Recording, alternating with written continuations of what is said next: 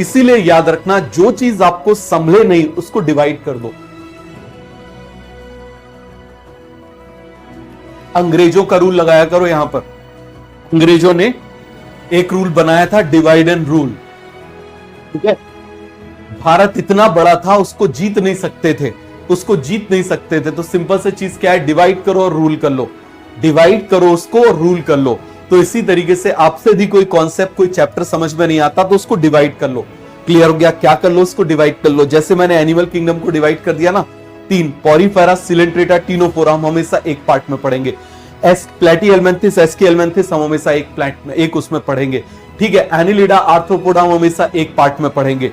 Echinodermata, Mollusca हम एक part में पढ़ेंगे। क्लियर हो गया? हेमिकॉर्डेटा और साइक्लोस्टोमेटा हम किस में पढ़ेंगे? एक पार्ट में पढ़ेंगे। क्लियर हो गया? तो इस तरीके से डिवाइड कर करके डिवाइड करो और रूल करो, लेकिन कॉन्सेप्ट को। सभी को क्लियर हो गया? आगे बढ़ जाए, चलो। तभी तो इतने साल से बहुत सारे नेता जो है वो रूल कर रहे हैं। ठीक है, आप इस बात को समझो, यदि ये डिवीजन हट जाए तो रूल करने के लिए बचेगा क्या? लोगों के पास चुनाव लड़ने के लिए बचेगा क्या? समझ में आ गया? तो ये पूरा का पूरा कॉन्सेप्ट आपको अच्छे से समझ में आ गया। किसी को इसमें कोई भी डाउट, चाहे वो कोई भी पार्टी हो, समझ में आ रहा है? कोई भी पार्टी हो, क्लियर है? तो ये सभी को पूरा का पूरा कॉन्सेप्ट क्लियर हो गया। चलिए हम आगे बढ़ जाते हैं। बस बेटा, इसके अलावा आप क्लास पे आ जाओ। वो क्या करते हैं क्या नहीं करते हैं हमको उससे मतलब नहीं है। You are going to become doctor. तुम्हारे पास यदि हिंदू पेशेंट आएगा तब भी तुम ट्रीट करोगे, मुस्लिम आएगा तब भी तुम ट्रीट करोगे, क्रिश्चियन आएगा तब भी तुम ट्रीट करोगे। तो अब तुम्हारा एक ही रिलीजन है, that is humanity, to serve humanity. इस बात को आप बहुत ज्यादा अच्छे से समझो।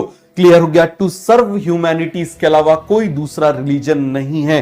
क्लियर हो गया? तो इसीलिए आप इसको अच्छे से समझो, आप भूल जाओ बाकी चीजों को, क्योंकि आपके पास यदि पेशेंट आएगा तो आप उसमें कभी भी सेग्रीगेशन आप कर ही नहीं पाओगे, आप कभी नहीं कर पाओगे। और ये आपका जो थॉट है वो मेडिकल कॉलेज में चेंज हो जाएगा। जो अभी आपके दिमाग में जो भी है सारी चीजें चेंज हो जाएंगी।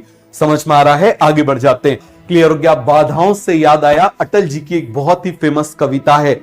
बाधाएं आती हैं आए, पड़े प्रलय की घोर घटाएं, पांव के नीचे अंगारे, सिर पर बरसे यदि ज्वालाएं, उन्नत मस्तक उभरा सीना, बाधाओं को तलना होगा और कदम मिला के चलना होगा। गजब! यदि आपको यदि अटल जी याद हो, शायद आप लोगों को याद नहीं होगा, आप अपने पेरेंट्स से पूछना।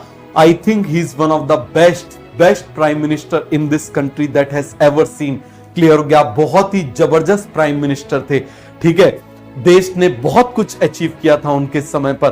तो ये सभी को पूरा का पूरा क्लियर हो गया। डेडली को मतलब गजब का कॉम्बिनेशन था एपीजे अब्दुल कलाम सर का और हमारे अटल जी का। मतलब ऐसा कॉम्बिनेशन मुझे नहीं लगता कि अब कभी हो सकता है। खैर, होने को तो बहुत कुछ हो सकता है, लेकिन ये कॉम्बिनेशन बहुत ज्यादा गजब का कॉम्बिनेशन था।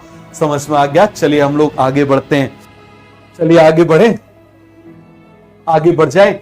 जरूर पढ़ना। आपको कभी मौका मिले ना तो आप wings of fire audio file में भी अवेलेबल है, और गुलजार साहब ने उसको बहुत जोरदार तरीके से प्रेजेंट किया है। तो कभी आपको मौका मिले तो आप जरूर सुनना। मैं तो बहुत बार ऐसे किया करता था कि जैसे मान लो मतलब कभी मुझे लंबा जाना है कार में ड्राइव करके और मैं अकेला जा रहा हूं तो मैं उसको चालू कर लिया करता था। वो हुआ, और कुछ ऐसे हुआ करता था। एक थ्योरी ऑफ कर्मा हुआ करता था। थ्योरी ऑफ कर्म एक मतलब शिव योग की एक ऑडियो फाइल हुआ करती थी, उसको मैं चालू कर दिया करता था बहुत ज्यादा। या फिर पावर ऑफ ब्रेन का बहुत ज्यादा, पावर ऑफ ब्रेन का भी एक ऑडियो था बहुत गजब, उसको मैं चालू कर दिया करता था। और वो बहुत ज्यादा मतलब अच्छा लगता है, उसके बाद में काफी एनर्जी आ जाती है। ठीक है, चलिए आगे बढ़ते हैं। ड्यूट सर, बायो का पेपर कैसा आएगा? ऐसा आएगा जैसा मैं पढ़ा रहा हूं वैसा ही आएगा। समझ में आ गया? मैंने तुमसे क्या बोला? इजी आएगा तो तुमसे बनेगा, मीडियम आएगा तो तुमसे बनेगा, डिफिकल्ट आएगा तो तुमसे बनेगा। क्लियर हो गया? तो आने दो ना।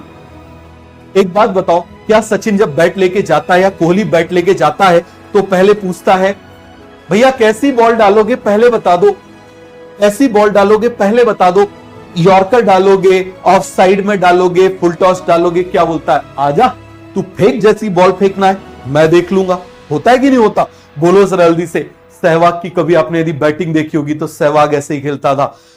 युवराज सिंह की यदि आपने बैटिंग देखी होगी तो वो भी ऐसे ही खेलता था, तो कैसी भी करो कोई टेंशन की बात नहीं है। रोहित शर्मा भी ऐसे ही खेलता है, कैसा भी करो कोई टेंशन की बात नहीं है, कुछ भी हो टेंशन नहीं लेते। ये 3 प्लेयर ऐसे थे जो कभी टेंशन नहीं लिया करते थे। और चौथा धोनी।